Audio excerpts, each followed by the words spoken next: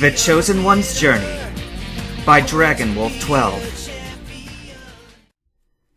Here we are, the Viridian City Gym, said Ash.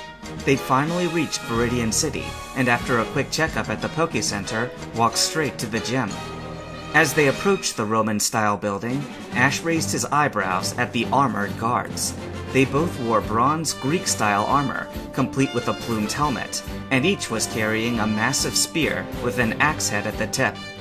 Ash walked up to them and said, "I'm Ash Ketchum from Pellet Town. I'm here to challenge the gym leader to a battle for the Earth Badge." Wordlessly, the guards slammed the butts of their spears to the ground, and the heavy gym doors slid open. Ash walked through, followed by his friends. Todd stopped to take a picture of the guards before hurrying in. Inside was a standard league-sized dirt battlefield, with white lines marking the boundaries and center field. Instead of a ceiling, there was a massive skylight illuminating the field, but leaving the corners of the building cast in shadow. On the other side of the room was a large sealed metal door, and above it, a balcony. Sitting in the balcony, shrouded in shadows, was a man petting a Persian. He sat in a large carved chair as if it were a throne. "My next challenger, I see," he said calmly, his voice somehow carrying across the large room. "That's right. I'm Ash Ketchum from Pellet Town," Ash answered. "I've come to challenge you for the Earth Badge." "Very well," the gym leader replied. "Judge, let's begin the match." "This will be a 3-on-3 Pokemon battle between the Viridian Gym Leader and Ash of Pellet Town. Only the challenger is allowed to make substitutions, and the battle will be over when all of one side's Pokemon are unable to battle. Begin!" "I shall begin with Marowak." The leader held up a Pokeball. It popped open, and a Marowak was released onto the field with a flash of light. "In that case, Wartortle, to the battlefront!" Ash threw his Pokeball to release the turtle onto the field. "Come on, Skullface, let's do this," Wartortle taunted. Marowak growled, but didn't move. "Wartortle, let's start this off with Water Gun!" Ash commanded. The water type responded instantly, and fired a stream of water at the Bonekeeper Pokemon. "Deflect it," the gym leader said. Marowak held his Bone Club in front of his body, and began spinning it in a circle, much like a baton. The water gun impacted against the bone and reflected off, doing no damage. "Now, use Bone Meringue," the leader announced. Marowak took a single step back and launched its bone at Wartortle. It spun around in the air as it raced down the field towards Wartortle. "Withdraw!" Ash commanded. Wartortle instantly retreated into his shell. The Bone Meringue attack crashed into the shell and deflected off, doing minimal damage. "Now, use Gyro Ball!" Ash ordered. Without leaving his shell, Wartortle began spinning rapidly, and a light blue glow formed around his rim. He raced down the field and crashed into Marowak hard, sending the Bonekeeper Pokemon flying across the field. Wartortle stopped spinning and popped out of his shell, smirking happily down at the ground type, just as the returning Bone Meringue nailed it in the back of his head. "Wartortle!" Ash shouted. "Excellent. Now use Bone Club," the gym leader called down. Marowak leapt to its feet and snatched his Bone Club out of midair. It quickly ran up to the dazed Wartortle and bashed him across the chest with it. The turtle Pokemon was sent flying across the field and landed in a heap at Ash's feet. "Are you okay?" Ash asked, looking down at his water type. "I'm fine," Wartortle growled as he leapt to his feet. "Where is this little bastard? Let me at him!" "Stay calm, Wartortle," Ash said. "Use Water Pulse!" Wartortle smirked as he formed an orb of water between his hands. He quickly launched the Water Pulse at the ground, and it exploded into a wave of water that raced across the field. Marowak, with no way to protect itself and no time to react, was hit hard by the super effective attack and washed into the gym wall. "Now finish this with Skull Bash!" Ash said. Wartortle flew down the field as a white field of energy enveloped him. He crashed into Marowak, causing an explosion that covered the field with smoke. An automatic vent turned on and quickly cleared the field, revealing a triumphant-looking Wartortle and an unconscious Marowak. "Marowak is unable to battle! Wartortle wins!" "Oh yeah! Who's the boss?" Wartortle said cockily as he walked over to Ash's side of the field. The leader silently returned his Marowak. "An excellent battle. You are obviously a strong trainer," he finally said. He pulled out another Pokeball and released the Pokemon within. Now let's see what you make of this. With a flash of light, a large Nidoking appeared on the field. He stood tall and released a loud roar. Ash gave a smirk. Are you ready to take him down, Wartortle? He asked. Oh yeah, I was born ready, he replied. Ain't nothing gonna stop this turtle. Cowabunga, dude! And with that, he started glowing.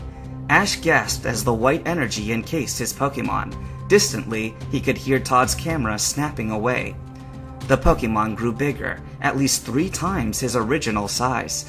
His fluffy, fur-covered ears and tail seemed to melt away as they were replaced by relatively small stubs. His arms became larger and more muscular, and right behind his shoulders, 2 large cannons burst out of his shell. The energy burst away to reveal a newly evolved Blastoise in all his glory. Oh yeah! He said in his new, much deeper voice. Ash quickly pulled his Pokédex out to scan him. Blastoise, the shellfish Pokemon, and the evolved form of Wartortle. It can launch powerful blasts of water from its water spouts. Upon evolution, Blastoise learns the move Rain Dance and Hydro Pump. He also unlocked the move Water Spout. Well, it appears things just got more interesting, the gym leader commented. Are you ready to continue? Oh yeah, Ash said confidently. Blastoise, use Hydro Pump! Blastoise reacted instantly and fired twin streams of water from his powerful cannons. Earth Power! The gym leader countered instantly. Nidoking started glowing golden, and he slammed his fist into the ground with a roar. The earth cracked underneath their feet, and a surge of molten earth erupted right at the Hydro Pump, neutralizing it. Excellent, the leader said. Now, use Thunderbolt! What? Ash shouted in shock. Nidoking roared and fired a bolt of electricity from its horn right at Blastoise.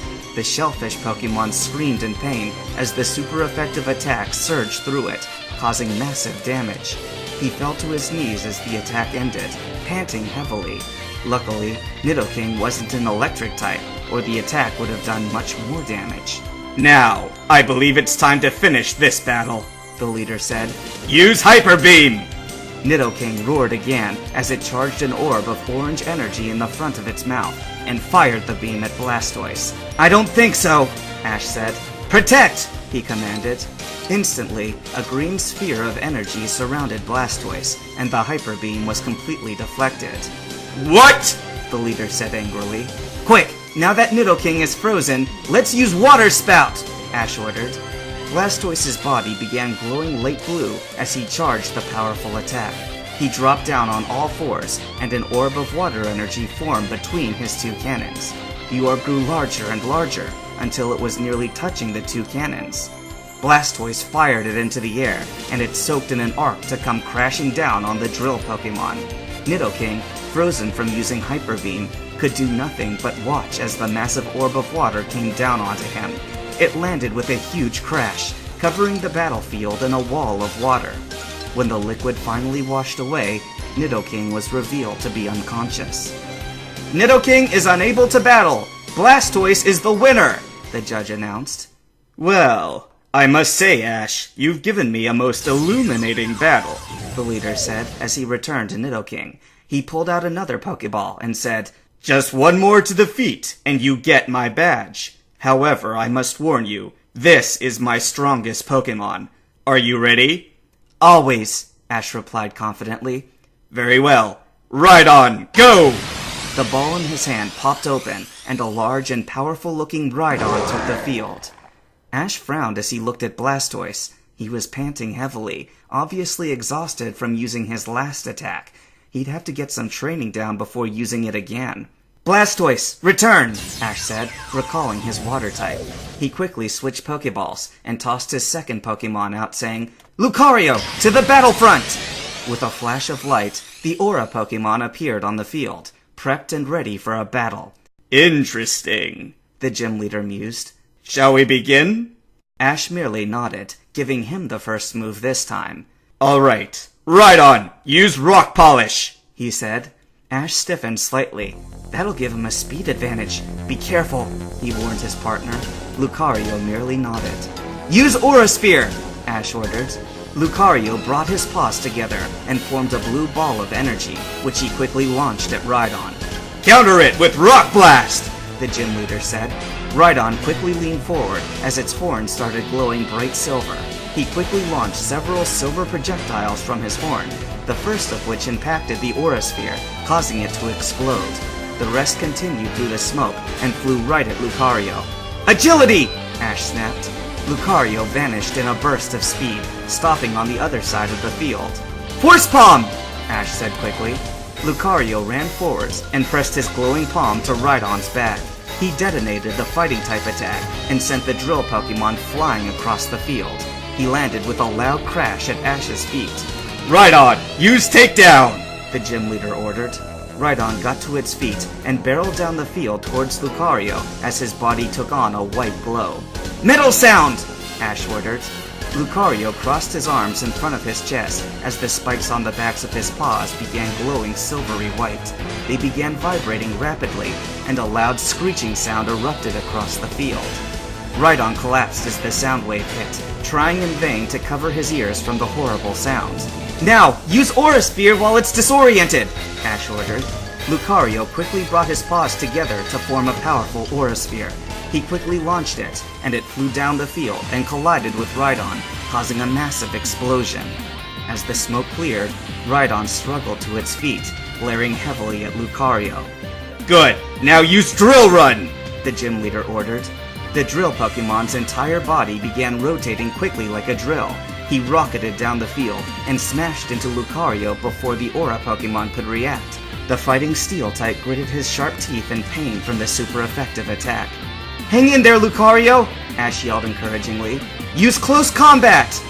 Lucario's pupils dilated slightly, and he rushed towards Rhydon at amazing speeds. He began raining blows down on Rhydon in quick succession, punching and kicking with wild abandon. When he finished, Rhydon was swaying dazedly, but was miraculously still on its feet. "Now finish it with Bone Rush!" Ash ordered. Lucario brought his paws together, and a long, glowing blue bone formed in his grip. He leapt into the air and swung the bone around to bash Rhydon across the face. As he landed, he twirled the bone around before jabbing it into the rock ground type's gut. Rhydon fell over with a crash, completely unconscious. "Lucario is the winner!" the judge announced. "Ash wins the match!" Ash let out a relieved sigh as he relaxed. "Excellent as always, Lucario. Take a nice rest," he said as he returned his Pokemon. At the same time, Rhydon was silently returned to its own Pokeball. "An excellent match. You are most worthy to earn my badge," the gym leader said. A small metal object went soaring through the air, and Ash easily caught it. It was a small, green, plant-like symbol, the Earth Badge. Ash smiled as he put it into his badge case. He turned to the gym leader. "Thank you for the battle," he said with a bow. The man merely grunted in acknowledgement. Ash turned and left the building, his friends hot on his heels. "That was a great battle, Ash," Brock said as soon as they cleared the doors. "Thanks! I finally got my 8th badge!" Ash said happily. "I can finally challenge the Pokemon League!" "Do you know where it is?" Misty asked. "I know it's at Indigo Plateau, but I'm not sure when," Ash said, looking thoughtful. "Why don't you ask Professor Oak?" Misty suggested. Ash grinned. "Better yet, let's go to Pallet Town. It's been a long time since I've been home, and I can see all of my Pokemon at once." "That sounds great! Then we can meet Professor Oak in person," Brock said. "Awesome! We can leave tomorrow." Ash turned to Todd. "What about you, Todd? Will you join us?" "No, I don't think so," Todd said. "I was planning on going to Cerulean Cape to take some pictures of water Pokemon." "Oh, I love Cerulean Cape," Misty said dreamily. "Have you been there before?" Todd asked. "Oh, lots of times," Misty said. "I grew up in Cerulean City. In fact, I'm one of the gym leaders at the Cerulean Gym." "Really? Any pointers on the best spot to see Pokemon?" Todd asked. They reached the Poke Center. Misty went off with the photographer explaining about the Cape in detail, while Ash and Brock went to get a room for the night. That night, Ash went to sleep content, dreaming of his battles at the Pokemon League.